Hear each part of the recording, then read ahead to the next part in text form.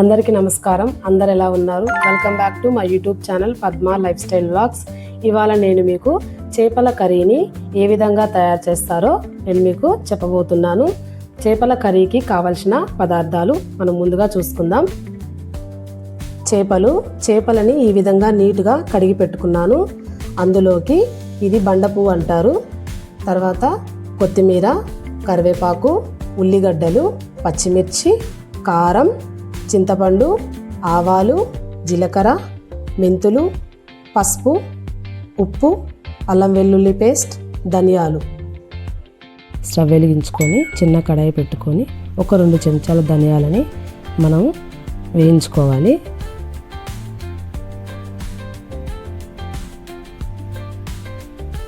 ఇలా వేయించుకున్న వాటిని పక్కకు పెట్టేసుకొని అదే ప్యాన్లో 1 చెంచా జీలకర్ర, 1 చెంచా ఆవాలు, 1/2 చెంచా మెంతులు, 3 ఇలాగా మనము మిక్సీ జార్లో వేసుకొని పొడి చేసుకోవాలి. ఈ విధంగా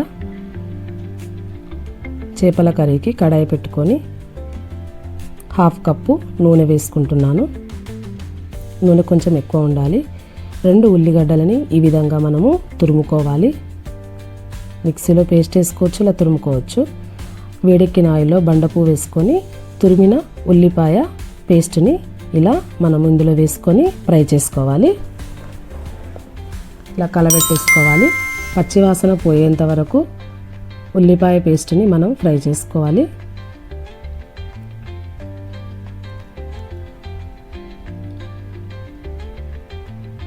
వన్ మినిట్ వరకు ఇలాగ ఇందులో 1 చెంచా పసుపు వేసుకున్నాను. మిక్స్ చేసుకున్నాం.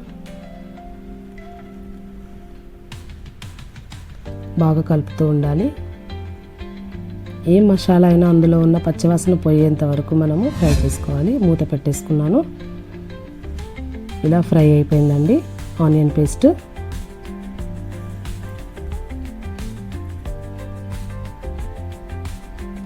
ఇందులో మనము చెంచాన్నర ఉప్పు వేసుకుందాం. 3 కరివేపాకు రెమ్మలు కడిగి వేసానండి. చెంచాన్నర అల్లం వెల్లుల్లి పేస్ట్, 3 చెంచాల కారం వేసుకుంటున్నాను. ఫిష్ కర్రీలోకి కారం, అల్లం వెల్లుల్లి, ఉప్పు, పసుపు ఇవన్నీ కూడా ఎక్కువ క్వాంటిటీనే ఉండాలండి. అప్పుడే కర్రీ బాగుంటుంది.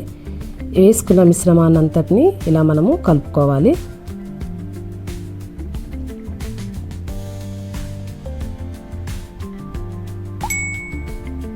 ఇలా నీట్గా అల్లం వెల్లుల్లి పేస్ట్ ఇవన్నీ పచ్చివాసన పోయేంతవరకు ఇలా మనం ఆయిల్ పైకి వచ్చేసింది.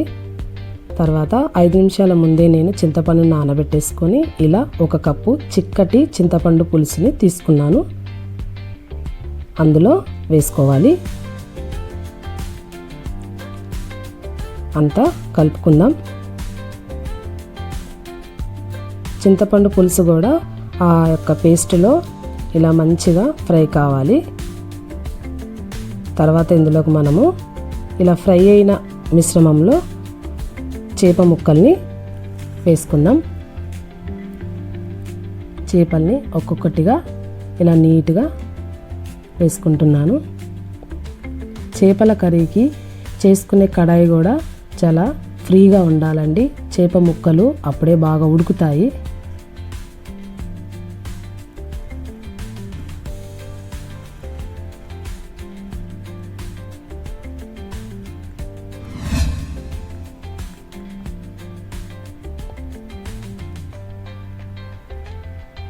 ఇలా అన్ని ముక్కలన్నింటినీ ఇలా వేసేసుకోవాలి. ఒక 1 మినిట్ తర్వాత వీటన్నింటినీ కొంచెం మనం ఇలాగా తిరిగేసుకోవాలండి. ఎందుకంటే మసాలా చేపకి కంప్లీట్గా పడుతుంది. చేప ఉడికాక మనము కలపెట్టలేము, ఎందుకంటే చేప ముక్కలు విరిగిపోతాయి కాబట్టి. అవి కొంచెం స్టిఫ్గా ఉన్నప్పుడే మనం వాటిని ఈ విధంగా మనం చేసుకోవాలి. మూత పెట్టేసుకొని 2 నిమిషాలు పచ్చివాసన పోయేంత వరకు, చేపలో ఉన్న నీచు వాసన అంతా పోయే వరకు మనం ఇలా ఉంచుకోవాలి. తర్వాత ఇంకా కొంచెం పులుసును కూడా వేసుకోవాలి. చేప ముక్కలు మునిగేంత వరకు కూడా మనం వాటర్ని అప్పుడే యాడ్ చేసుకోవాలి. మధ్యలో వేయొద్దు. ఇంకా 3 పచ్చిమిర్చి చీలికల్ని పైనుంచి వేస్తున్నాను. పచ్చిమిర్చి కూడా బాగుంటుందండి అట్లా వేసుకుంటే టేస్ట్. ఇలా ఈ విధంగా ఆయిల్ పైకి వచ్చేసింది కదా, మనం అన్నీ వేయించుకున్నాం కదా, ధనియాలు, జీలకర్ర, ఆవాలు, పిండి ఇవన్నీ కూడా ఈ మిశ్రమాన్నంతటిని ఉడుకుతున్న ముక్కలలో వేసుకుందాం. పులుసులలో ఇలా ఉడుకుతూ ఉంది చూడండి, ఆయిల్ మొత్తం పైకి వచ్చేసింది. తర్వాత ఈ విధంగా కొత్తిమీర వేసుకొని